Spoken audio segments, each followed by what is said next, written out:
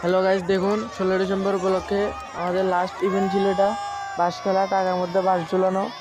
তো আমি উঠছিলাম উপরে, উঠতে আর পারি না। বাঁশের মধ্যে অনেক তেল লাগানো, আপনারা দেখতে থাকুন বাকিটা।